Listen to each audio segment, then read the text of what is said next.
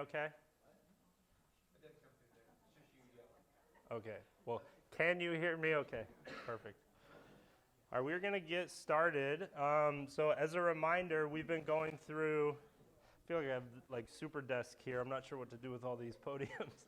Could we get another podium, please? I use that little table for my Bible. Okay, perfect. As a reminder, we've been going through Paul's sermon on Mars Hill, Paul in Athens. We've been using this book as our guide.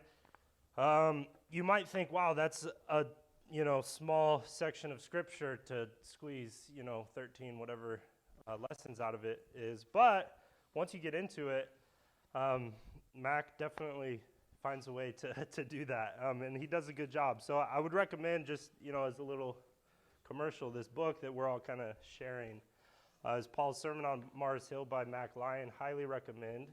It's a good, honestly, really easy read. When it was made, I was like, oh man, this might be hard to get through, but it's actually really easy. Well written, he did a good job.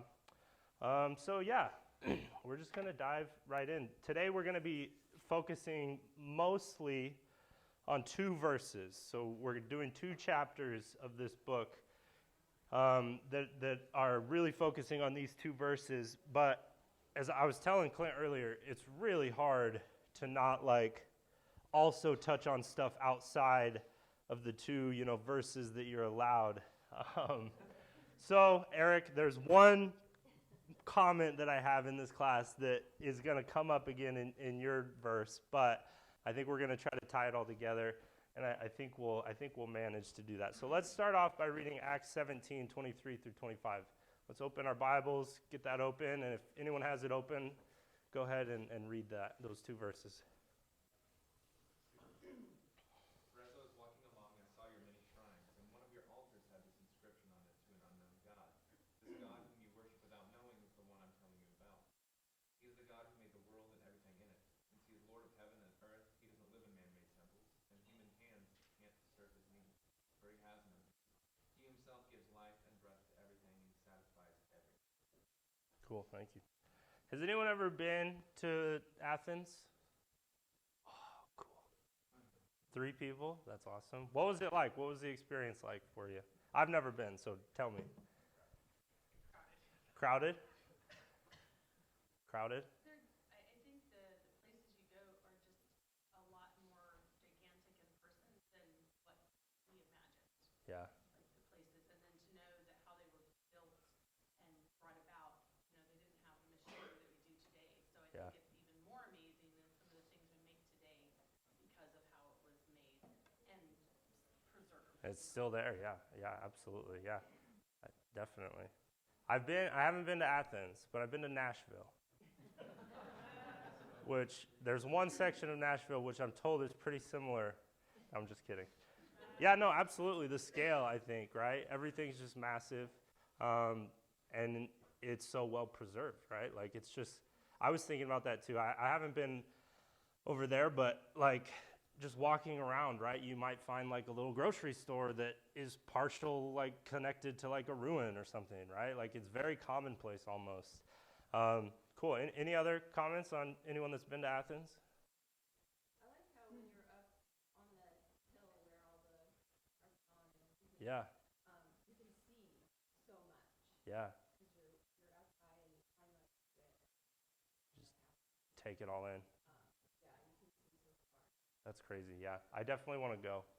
I think that would be really cool to see. That and the pyramids. Really want to see the pyramids too. Cool. So, yeah, I think for the Greeks in Athens that Paul was talking to, this idea of temples, I think, was fairly common to them, right? What were the purposes of the Greek temples that they had? Was it gods? Gods. Yep. Yeah. I feel weird watching her see this a little bit. Yeah. Yeah. Forgive me. Yeah, absolutely. Yeah, they're gods. What about their gods? Was it dedicated to their gods? Was it to showcase how powerful their gods are? Why did they have all these temples? And you go up on, this hillside and you see all of these temples and it's like, whoa, look at all of these temples for all of these gods, right? Why do you think that it was such a focus for them? They didn't want to offend one God and not another. So Yeah. Yeah. Didn't want to leave any God out. Yeah, absolutely. Any other thoughts? Okay, what about the Gentiles of in the biblical day? Did they have, or excuse me, I'm sorry. The Gentiles are who we just talked about. Sorry, I'm behind. So yeah, here's some, on the left, this is a rendition of, I believe, the Temple of Athena, I think. I don't know, anyone correct me if I'm wrong. I can't remember what slide. And then the other one, I think, is the Parthenon. Yes, maybe? I think so. I can't remember what side. Those are the two, but I'm pretty sure this is the one to Athena, and this is the Parthenon. But yeah, I mean, massive structures, right? And look how much of that is still standing. Like, it's crazy. My wife and I talk about this all the time, like in America. Like, we build things to be destroyed in like 30 years, right? It's how can we do this as cheap as possible? How can we stand up as many homes as quickly as possible? Who cares what they're going to be like in 40 years, right? But I think, no, like, I think a lot of this was part of their culture, not necessarily the fact that they were worshiping gods in these places, but so much of their culture was around, let's do things beautifully. Let's do this in a way that it will persist. And they wanted to make a name for themselves, right? They wanted to build something and contribute to society that would be long-lasting. That's kind of funny now that I say that in comparison with the temples that the Jews had. So what temples did the Jews have in biblical day throughout history? Tabernacle. Did they have any temples? The temple? Yeah. Yeah, there was one temple. Yeah. Yeah, so they had their tabernacle, right? That was like their moving church, right? That they would, but then Solomon, eventually, he built a pretty crazy temple that was supposedly like the most beautiful thing that had ever been created. Also the most expensive thing that had ever been created. I think, I can't remember if it was in here or somewhere I was reading, I think it took like 8 years or something to complete. All sorts of craziness, like tons of gold. You have like the innermost chamber. You have like the Holy of Holies. You have out here this like gold bath that's essentially where the priests would wash themselves on top of gold, like ox or whatever. And like they just like crazy. So why does this not stand today? Because the Jews weren't faithful? Sure, maybe. They were punished, yeah, because the Babylonians destroyed it, yeah. Yeah. I think that's interesting, and I think, in my opinion, and I think we're going to see this here, I think it's a flex on God. Like, God does not need a temple to stand for him to be glorified. And I think that even Solomon himself, as he created this temple, he said, like, this is a temple, and this is, something beautiful and great, but this does not define God, right? Solomon said that this is not tied to God. And so many of the Gentile and the Greeks and all those temples, like, as they were worshiping the different gods, they would have to physically walk to, like, the Temple of Athena and then walk to, the altar of Zeus and, like, go to all these places, and that is where they could find their connection with their God. Well, let's fast forward to today. What temples do we have today? Yeah, really easy. I guess that was easier than I thought. I thought there was going to be a lot of discussion about that. Yeah, our bodies, just one individual body, like my body? Sure, yeah. Is that the only type of temple that we have? I heard murmurs. Our collective bodies. Yeah. Yeah, absolutely. Yeah, our collective bodies together, as we gather in the name of Jesus, we are a representation of the temple of God, right? The temple of God dwells in us, yeah. And also on those temples, this is those were physical buildings that you have to go to. Now it's by our faith. Yeah. It's all totally faith. Yeah. We have to have that. Come to worship. Yeah, we don't have this man-made thing. Yeah. But that's just the way it was. Mm-hmm. Yeah. Yeah, definitely. Yeah. They had a place that they had to go. They had, shrines and like the equivalent of rosaries that they would take to all these different temples. And it was very just like that's how you were worshipped with your God. Whereas for us today, after Jesus, it's a lot more faith-based, yeah, but it's also that aspect of community, I think, is still very present and very real for what God designed. Let's open real quick to 1 Corinthians 3:16, and if anyone has that open, go ahead and give that a read.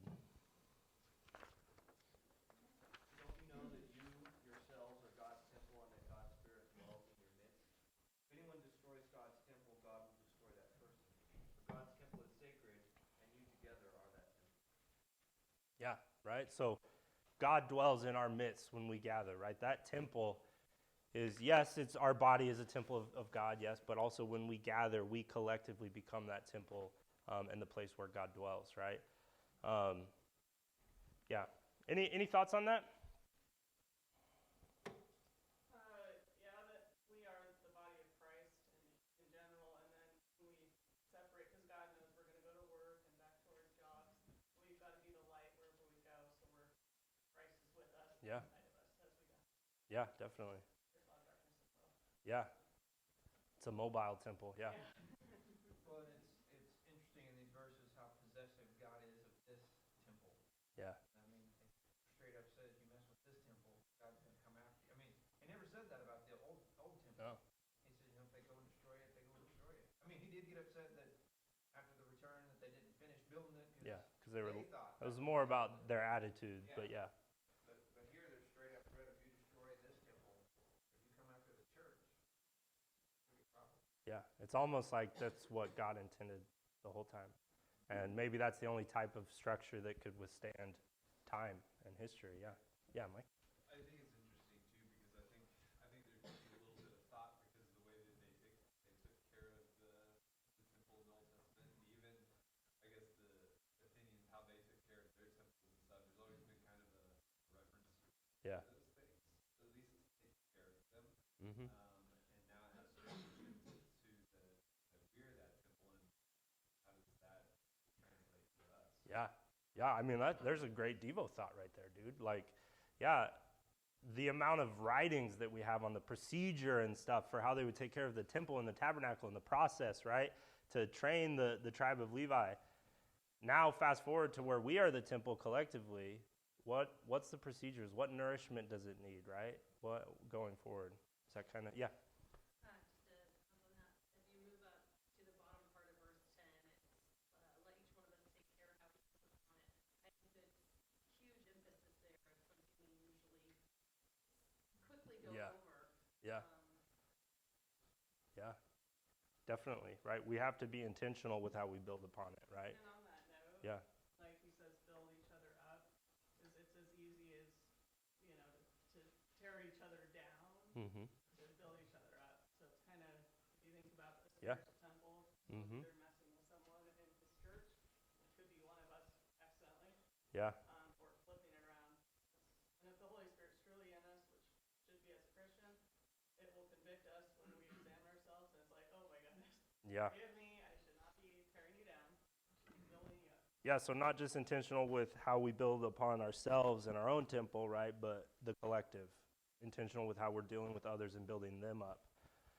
Yeah, good discussion. In the New Testament, is there any mention of the New Testament church owning, possessing, building a temple or something reminiscent of Solomon's temple? Meeting at the synagogues, but we don't know. Yeah, but those already existed, so we're not going to count those. Yeah, no, there's not. It's kind of a trick question. Did I go too far? Oh, sorry. Yeah. Yeah, I don't know if you should let Glenn answer. He read That's true. Here, I'll hand it to you, and you can read it real quick. I'll get the answer. Yeah, so the author talks about this. Yeah, nowhere in the New Testament is there any mention of Christians building or owning a temple of any kind. There is some concept of like owning land, right? Or maybe people would like give up this land for the church, right? But this idea of this temple meeting place, this massive structure, doesn't exist in the New Testament. So the author raises the question then, why is 20th century Christianity so focused around buildings and cathedrals, So what do you guys think?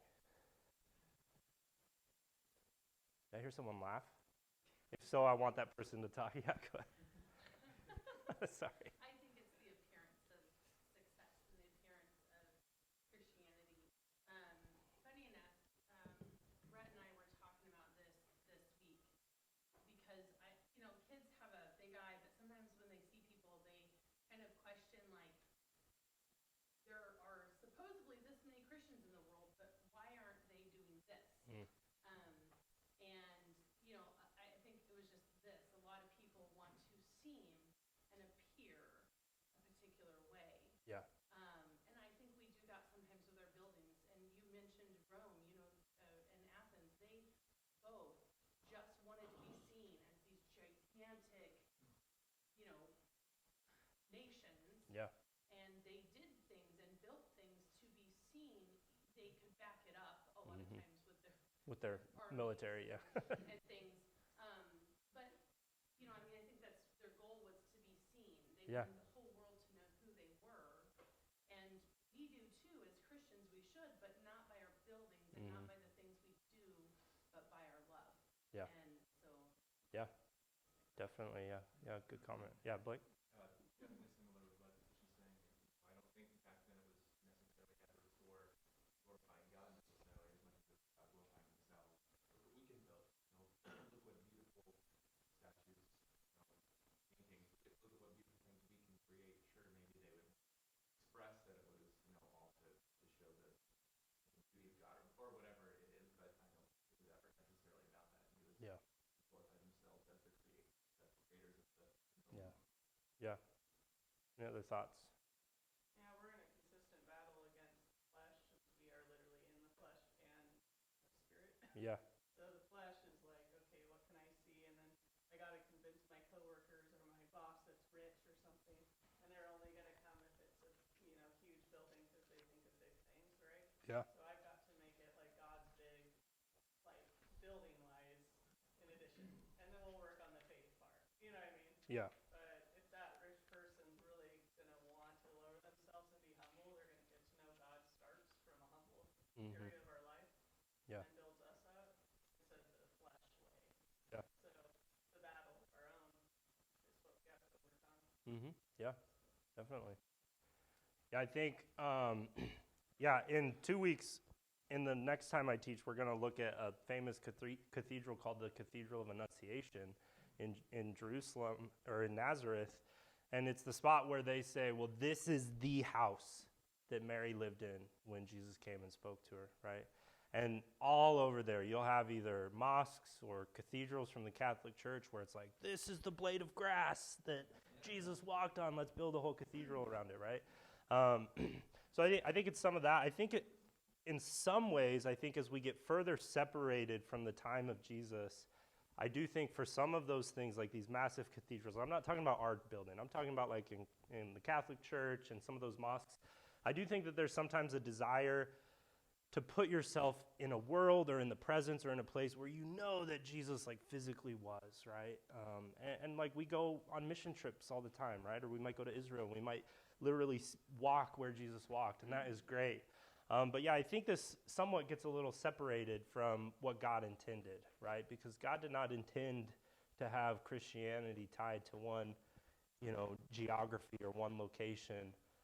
Instead, God, I think, very tactically implemented this idea into Paul's head, and this is where we're going to kind of shift gears here. Implemented this idea into Paul's head that, like, hey, I am calling you for a specific purpose, and that purpose is to take Jesus and my church, my temple, to everyone.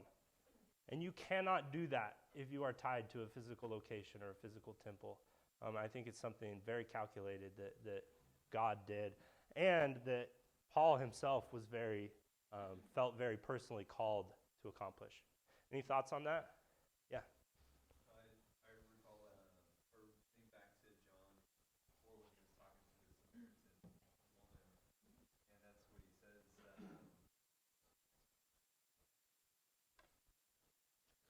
Neither on this mountain or in Jerusalem, Yeah.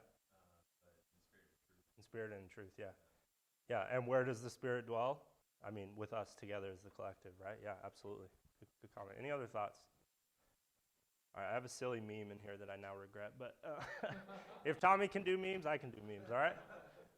But this is essentially God saying this is like a turning point. And when we look historically at like where we are with Paul in Athens, we're at around like 50 AD, all right? Rome is starting to, has already conquered and is effectively owning everything in these people's lives, right? And we're at a moment where Rome, thankfully for the Greeks, is just kind of, they'll take in whatever god, they can adopt. They'll bring that in, say, okay, great, this is now part of our deities. But we're at a moment where we're about to shift into like a ton of religious persecution for the Christians. And Paul at Athens, I think, is a pinnacle moment for him where, and this is just me talking, the author doesn't say this, but I think it's a moment where it really clicked for Paul what his purpose is. Like, what is my purpose in the Jesus movement? And we're going to see that a little bit. In fact, let's turn to Romans chapter 1 real quick. This sermon on Mars Hill is kind of like a little blip, and it ends, and they're like, yeah, some people, converted, and some people had more questions, and some people didn't, and then they all just like move on and go about their day, which I think is really interesting because I think we'll be able to kind of prove this. I think that Paul right here, like I said, this was where he committed himself to his purpose after this sermon on Mars Hill. I think he worked at it, and we know he was moved because he saw all these altars and all these shrines, and he was moved and he was motivated. And he said, okay, I'm going to go talk to these people, and I'm going to do it in a way that is amazing. We'll get into that. But let's talk about his motivation, or as he set himself on this trajectory. In Romans 1, he says, Paul, a servant of Christ Jesus, called to be an apostle, set apart for the gospel of God, which he promised beforehand through his prophets in the Holy Scriptures concerning his Son, who was descended from David according to flesh and was declared to be the Son of God in power according to the Spirit of holiness by resurrection from the dead, Jesus Christ our Lord, through whom we have received grace and apostleship to bring about the obedience of faith for the sake of his name among all of the nations, including you who are called to belong to Christ Jesus. So that pivotal point right there is we have received grace and apostleship to bring about the obedience of faith for the sake of his name among all of the nations, including you, talking about Rome. So we see, right, like, I think this moment for him really taught him, how am I going to approach this problem? When we bring Christianity to other nations, it's often really easy, right? And there's no conflict with their moralities and their laws and their perceptions of reality. No, right? It's impossible. Look at Paul and look at what he did for the Gentiles as they were coming into Christianity, and the topic of circumcision that we see all throughout Scripture. That's a very complex thing that we had to navigate. And you had these two camps that were like, no, you got to do this. And the Gentiles were like, whoa, no. Paul was like instrumental in helping through that and many other problems. And I think we see that here too in his sermon on Mars Hill with his intentionality of how he was going to address these people. He got down on their level, and he even used their culture, things that were very important and commonplace to them, in order to bring out Jesus and what Jesus intended for us to worship him and how to worship him. Any thoughts on this? Comments?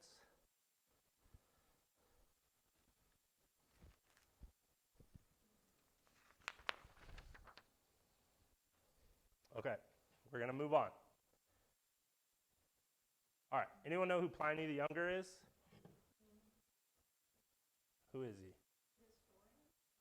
He's not quite he is a figure in history, yes. Not a historian, though. He was a judge and governor of a province of Rome during the time of Emperor Trajan. And he, maybe they were all like this, but him especially, we have quite a few of his letters and discourse between him and Emperor Trajan. And there's one letter that I want to look at here. I'm just going to put these out as I read. It's letter 96 if you want to go read it. The letters are super interesting. They talk about all sorts of stuff, like not confined to Christianity whatsoever. But as Pliny was governing this section of the Roman province, he started to discover, hey, there's these Christians that I don't know what to do with. And he thought he knew what to do with, so he went down this one path, and then he got to a point, he's like, hold on. I don't want to start a war.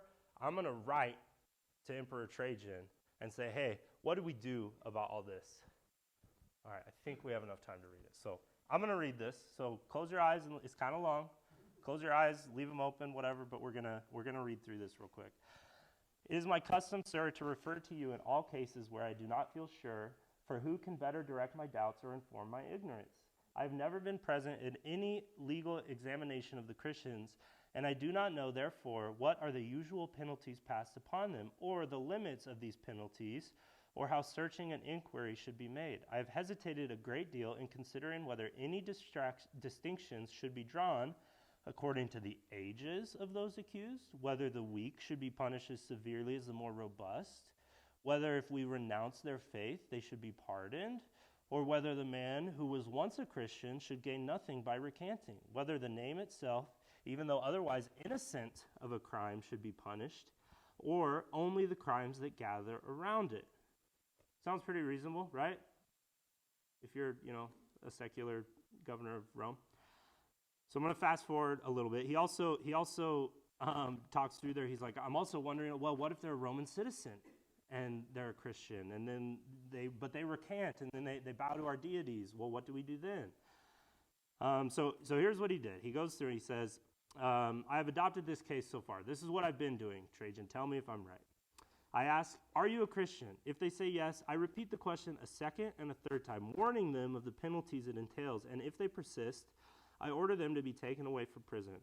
For I do not doubt that whether the character of the crime may be which they confess, their pertinacity and inflexible obstinacy certainly ought to be punished. So I'm going to put them in prison just because they're being difficult. Maybe they didn't commit a crime, but they're being difficult, right? They're wasting my time, so they're going to end up in prison.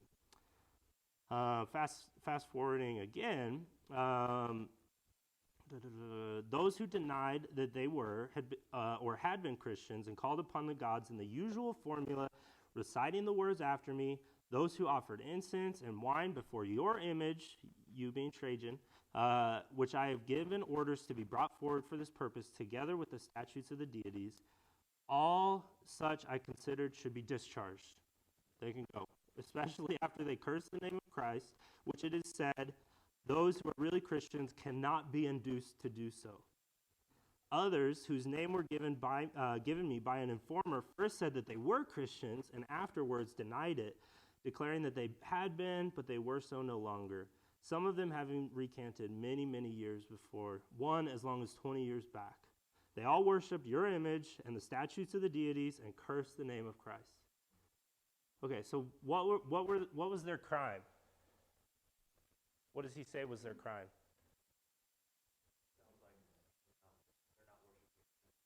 Yeah, they're not worshiping the emperor. He even says in there, though, I don't know if they committed a crime, but we're going to treat them this way anyways. He then gives, this is the last little section I'm going to read because it's super interesting. And keep in mind, Paul and his focus and his objective for the New Testament church. And so they bowed to the deities and cursed the name of Christ. But they declared that the sum of their guilt or their error only amounted to this, that on a stated day they had been accustomed to meet before daybreak and to recite a hymn among themselves to Christ as though he were a god, and that so far from binding themselves by oath to commit any crime, their oath was to abstain from theft, robbery, adultery, and from breach of faith, and not to deny trust money placed in their keeping when called upon to deliver it. When this ceremony was concluded, it had been their custom to depart and meet again to take food, but it was of no special character and quite harmless. Does that sound at all familiar? What do you get? What do we do with this information? Isn't that unbelievable that that happened? Like what Clint said, isn't it unbelievable that this structure, this temple that we are calling a collection of the body of believers, despite buildings and structures and huge societal and political intervention, like still is here after 2,000 years? Who do you think had a big part to play in that? Well, God, yes, God. What actual person had a huge part to play in this? Paul, yeah. Paul is instrumental in this idea of, hey, the new church, this new temple, and what we see him telling the people in Athena is meant to be mobile. It's meant to be this collection of believers, and it doesn't matter what temple you have that was made by hands or how beautiful it is or whatever. It doesn't matter. Because what matters is the temple will exist throughout eternity because that's the way God designed it. And God designed it precisely at the right moment in history, I think. Like, if this had been 1 or 2 years on either side, it would not have happened. The Jesus movement is a miracle, in my opinion, just because of how tactical God was in how he architected the placement of that time. Like, think about what was going on with Rome and how it was spreading and temples were being destroyed. We don't need temples. We'll make these little house churches and they'll go everywhere. And Paul created, and we have so much evidence throughout all of the New Testament of him writing letters and building and distributing through this network of little home churches.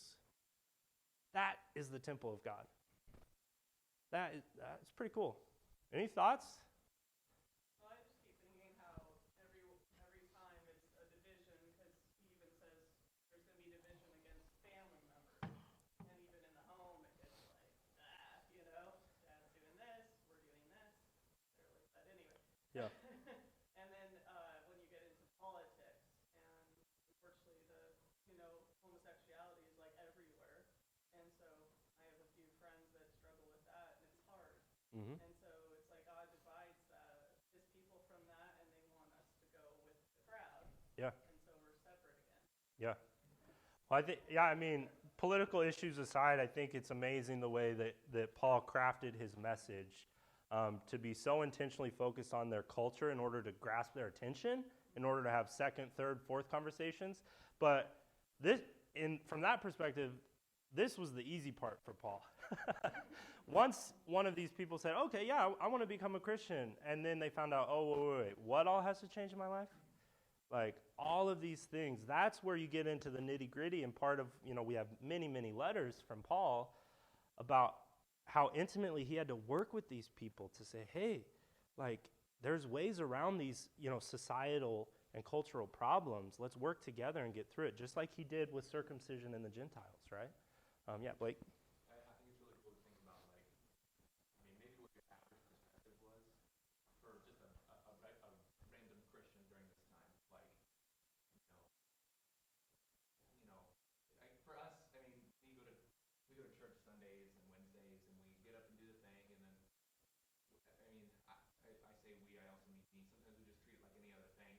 But for them, this was like, this really, intense sort of, it's a real life thing. I almost want to say it's an underground type thing, but they were taking it very seriously. Yeah. Because again, the stakes that they had to do, what was on the line. Yeah. If they were found out, Yeah. And again, I'm not saying that we don't take it seriously either, but for them it was a whole different perspective. Yeah. This was an intense, this was a serious, this was a, it was a budding thing too. I don't know, Yeah. I would love to be able to know just, what the perspective was for these first century Christians, what it was like for them every day. Like, Yeah. constantly looking over their shoulder, just stuff kind of like that. I wonder what that was like. Yeah, no, great comment. A million different directions to go from that comment. Today's world, right, especially in, beautiful America, we have a lot of blessings and freedoms, and that's great, and I'm thankful for that. But God is not tied to patriotism of America, right? God is so much bigger. And going back to the stakes, like you were talking about, right? Pliny talks about this, and I forgot to set the stage. This is like approximately 50 years after his sermon on Mars Hill after Paul's sermon. So approximately 50 years, which is not that much time. Like, theoretically, these two individuals could have overlapped if those dates are right. So very short amount of time. And Pliny goes on later to say, for the contagion of this they say, okay, so we were confused by this. So what we did, we grabbed two deaconesses and we tortured them. And we tried to figure out, why is this happening? And he said, ultimately, it came down to a superstition. And he said, for the contagion of this superstition has spread not only through the free cities, which in Greece, right, everyone would congregate, that's how they would get information. He says, it's not only gone through the free cities, but into the villages and the rural districts. Like, this was a problem for them, because this concept of these home churches was working, and it was spreading Jesus rapidly. Any other thoughts?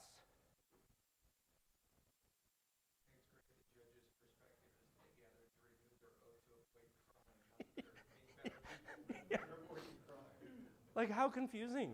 Like, and then it's like, why can't you just let that happen? Like, seriously, you should go read through these letters. They're really interesting. And the Latin word that they use in here for secret societies is what they call this group of gatherings. They also use for a group of firemen that would get together, like the Freemasons or something. Like, it's the same Latin word that Pliny uses to Trajan. Really interesting stuff. But we don't have time to get into all that. Any other thoughts or comments? No, I thought it was like, hate crimes, but they don't realize it's coming from the worldly side, not the Christian side. Mm-hmm. Like the Pharisees and all, it's like, we hate this guy. Yeah. And so hate is being stirred up, but Jesus is not the problem. They would get together and say, hey, help us to uphold these laws that the Roman Empire is putting on us. Right. Yeah. That's crazy. So going back to this idea that Paul was kind of at this pinnacle moment, there's a lot of importance into the way that he crafted this sermon to these people that I think made it so successful. And I know Clint talked about this on the first class. A lot of people argue that this was not a successful sermon for him, which I think is just ridiculous. It says some, but like, okay, yeah, 5,000 people weren't baptized, so they're like, okay. I think that this sermon is arguably like the master class in like a sermon, not just because of what he says, not that you copy and paste it and take it to other nations, but the amount of cultural influence he put into this sermon. It was so particularly crafted for these people. And Clint talked about this earlier, right? We've got, in this current day in Greece, we've got these two main cultural ideas. We've got Stoicism or Epicureanism. And so the Stoic is like, God is not a person. It's like a pantheistic view. Like, God is nature, and we are part of it. And like, God is very active. God or gods, I should say, excuse me. So God is the creative power with the universe that is identical with nature, whereas all conventional anthropomorphic gods and goddesses are. So like, all of these gods are made up into nature, and they react and things like that to the things that we do. And we can, in theory, influence them. But in contrast, you have like the Epicurean view where it's like, there's gods, and yeah, we should worship them, but it's because we respect them. And maybe we one day want to aspire to be like them. Not in the hope of appeasement, right? The Epicurean view is like, all these gods, they like left. And they like do not concern themselves with human affairs. Which of these views do you think is more compatible with the idea of our true God? Stoicism is closer. How so? Just because their view is that God is the logos, the force that controls everything, and that it is something to be engaged with and use the word venerated for the Epicureans. Whereas the Epicureans were kind of like, gods are for me to, I might worship a God for what I can get for me, Yeah. which might be more of our approach to our God. Yeah, yeah. Yeah, definitely. So if you're Paul, and these are the two main ideas, and you're about to step up on a podium and say some stuff pretty loudly so people can hear, like, what's your approach?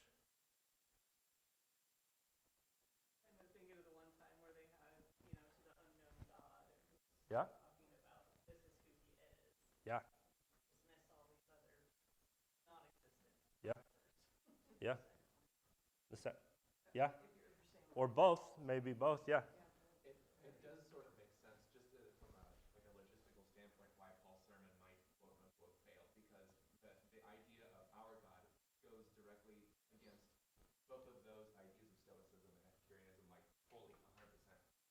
Because the Stoics, the Stoics, there's not really specificity to God necessarily, but for us there is. There absolutely is. Epicureanism, is what can we get from God, all these other things, and that's not at all. So like, in some ways it does sort of make sense why Paul would have a hard time with these people, because everything that is true about our God goes directly in the face of everything they believe about their God. Yeah. Yeah, absolutely. Yeah. There's a mixture of truth in both of them. Like the power, yeah, that is Uh-huh. God, but he is the person, like he exists. Yeah. There's just some bizarre, Yeah, there's a mixture of truth in both, for sure. And I think we are 1,000% going to run out of time, so I'm just going to say that right now. But I think Paul decided, okay, I'm going to speak to both of these thoughts a little bit, right? And I'm going to go through this, and what he says here, well, let's just read it again. And I'm jumping a little bit beyond my verse. I'm sorry, Eric, a little bit. So he goes through in 24, he says, the God who made the world and everything in it, being Lord of heaven and earth, does not live in temples made by hands, nor is he served by human hands. Served by human hands. Well, if I'm an Epicurean, I'm like, well, yeah. The gods are like distant. They don't need me. They do whatever they want no matter what. There's nothing I could do. If you're an Epicurean mindset, like that is going to profoundly speak out to you. Obviously, later on, he quotes poets of their day, but the entire language throughout leading up to that is very targeted towards these two mindsets. Going on, as though he needed anything, since he himself gives to all mankind life and breath and everything. Boom, covering the Stoics. He gives everything, life and breath and everything.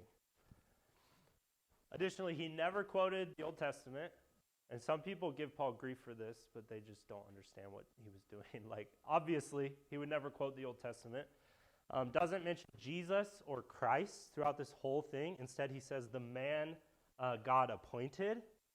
When it wraps up, he says that someone raised from the dead, and they're like, okay, come on. But he never says Jesus or Christ. Refers to God as the divine being, which is also what all Greek philosophers called God. Like it didn't matter if it was Epicurean, Stoic, whatever. It was just divine being, right? And Paul described things in a way that would stir both the Stoics and the Epicureans to action, right? Their interest is piqued, and he's just trying to have a second conversation, right? He's trying to have second, third conversations. He's trying to build upon his network. Too far, sorry. So specific to these mindsets, I singled out these sections of the verse. For a Stoic view, he gives to all mankind life and breath and everything. In him we live and move and have our being. That section is really important. Epicurean view does not live in temples made by man, is not served by human hands, right? He is not here. He's not at this temple. They are off having a good time somewhere else, not concerning themselves with us. Paul intimately knew his audience. I think we're out of time to get into this next. Well, I'll just throw it up real quick. This kind of steps on a future lesson's toes, but I thought it was really interesting. Epimenides is this, you should look him up. It's fascinating. Greek mythology is super interesting. Epimenides is this guy, this philosopher, that wrote this letter that later, part of this was taken out and became the Hymn of Zeus, which is fairly common. And in it, he says this, they fashioned a tomb for thee. Oh, I don't want to end with like this secular thing, so let me end with this. The crux of what Paul was doing, go look up Epimenides, but the crux of what Paul was doing, what you worship as unknown, this I proclaim to you, right? Paul intentionally crafted this entire lesson to touch these people so that he could have a second and third and fourth conversation. And yeah, that's it. Thanks for your attention, and we'll meet back next week.